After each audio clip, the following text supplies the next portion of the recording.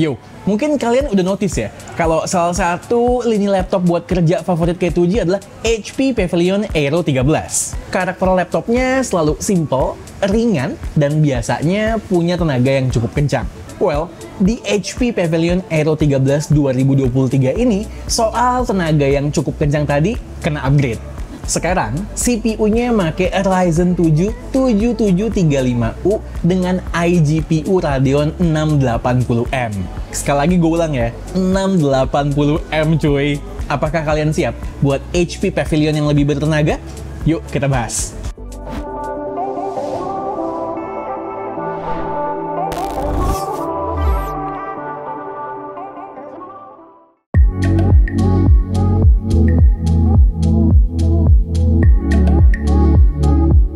Gue mesti ngulangin gak sih, kenapa gue suka lini Pavilion Aero dari HP?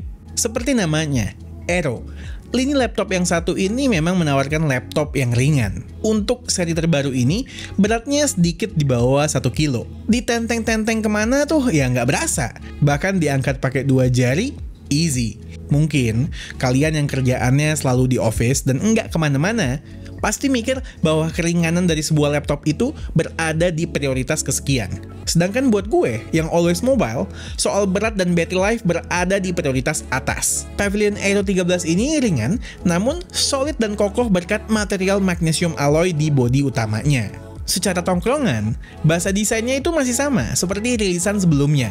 Simple, enggak busy, minim aksen yang menyolok, namun punya look yang classy premium. Unit review gue ini nama warnanya adalah Warm Gold. Di mata sih kayak champagne gold gitu ya. Finishing di lid dan bodinya serba matte. Enak dipandang serta ngegrip pula, nggak licin jadinya. Ketebalan laptop ini dalam keadaan tertutup sekitar 1,5 cm. Cukup tipis. Walau tipis, HP Pavilion Aero 13 inch memberikan ports yang cukup lengkap. Di sebelah kiri ada port HDMI, USB Type-A, USB Type-C, dan jack 3,5 mm. Di sebelah kanan ada USB Type-A beserta port charging yang sayangnya seperti rilisan sebelumnya masih juga belum USB-C. Di bagian belakang ada grill air outtake, sementara di bagian bawah ada air intake-nya. Masih di bawah ada speaker di sebelah kiri dan kanan yang tuned by B&O. Suaranya kenceng, tapi memang secara kualitas jelas masih di bawah seri Envy apalagi Spectre.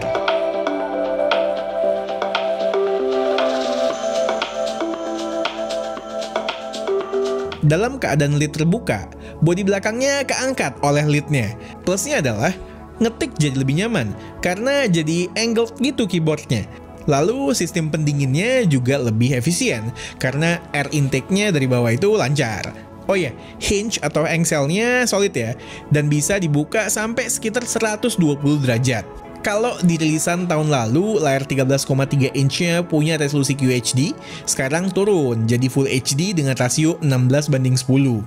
Sejujurnya, gue nggak terlalu mempermasalahkan hal itu ya. Karena selain di ukuran layar segini kerapatan pikselnya masih terjaga, gue yakin berpengaruh kepada ketahanan baterai yang lebih baik juga. Overall, kontennya masih terlihat tajam, cuman berasa aliasing sedikit ya, di teks yang kecil-kecil. Terus dipakai kerja masih nyaman, menikmati konten juga mantep, gaming tipis-tipis masih bisa. Kompensasi dari resolusi tadi, gue rasa datang dalam bentuk screen brightness.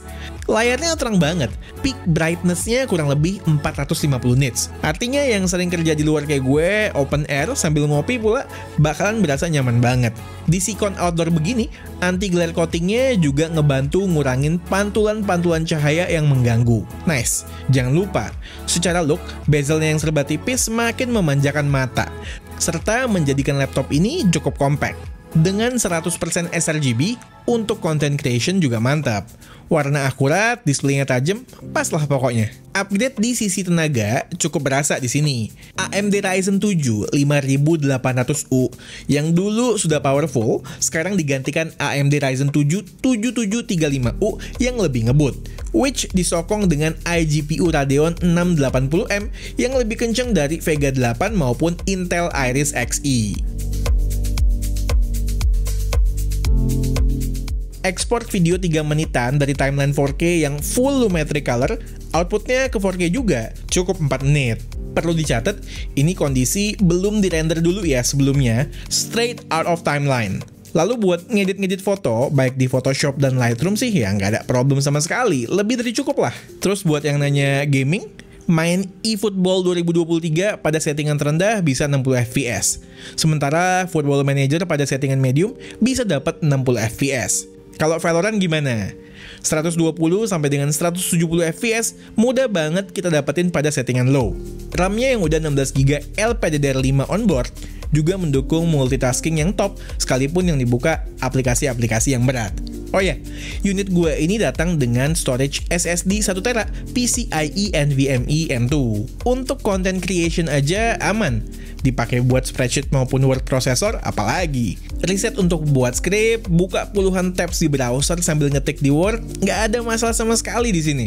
Yang masih gue sayangkan dari HP Pavilion Aero 13 2023 ini adalah kualitas kameranya. Dia masih standar webcam yang built-in di sebuah laptop kebanyakan yang kita temukan ya. Kualitasnya itu seadanya banget.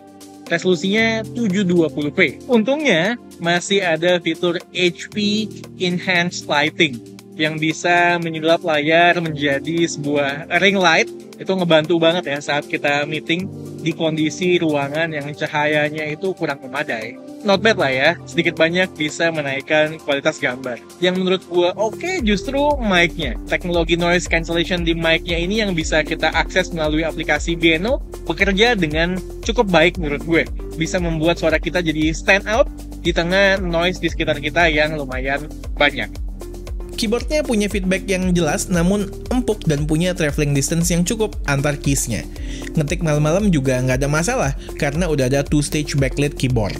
Berhubung laptop ini punya rasio layar 16:10, secara dimensi jadi ngebantu ya, sehingga ada space lebih buat trackpad yang cukup luas. Trackpadnya sendiri responsif dan jelas udah mendukung gesture juga. Satu kritik gue soal trackpad, finishingnya rada terlalu keset aja. Kalau dibikin lebih licin lagi, gue rasa akan makin enak. Di sebelah trackpad, udah include juga fingerprint sensor yang cepat dan akurat. Untuk baterainya, dengan kapasitas baterai 43 Wh, HP ngiklaninnya sih up to 10 jam. Tapi mungkin itu di kondisi tes mereka ya. Gue sih dapat pemakaian normal kira-kira 8 jam lah, dengan penggunaan mayoritas browsing, ngetik di Google Docs, streaming film, ngedit foto, serta light gaming. Buat gue secara personal, udah lebih dari cukup. Kalaupun habis, kita bisa ngecas dengan charger 65 wattnya, di mana 30 sampai dengan 40 menit ngecas udah keisi 50%.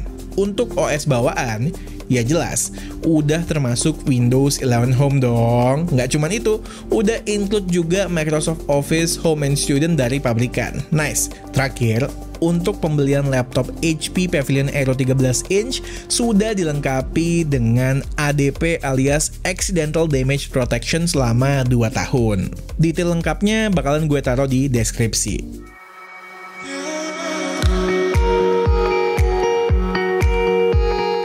Oke, HP Pavilion Aero 13 inch dengan CPU Ryzen 7 7735U.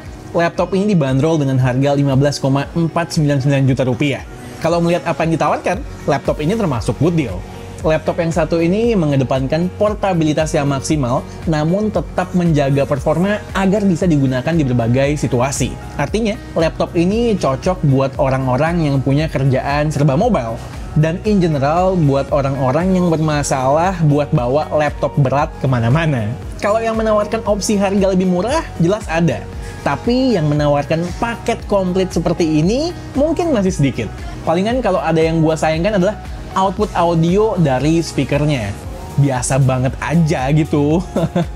Di luar itu semua, HP Pavilion Aero 13 2023 ini wajib kalian masukkan ke shortlist pembelian laptop kalian. Oke, sekian aja video dari gua kali ini. Gue Satish, and this is K2G. Tunggu racun-racun kami yang berikutnya. Bye guys!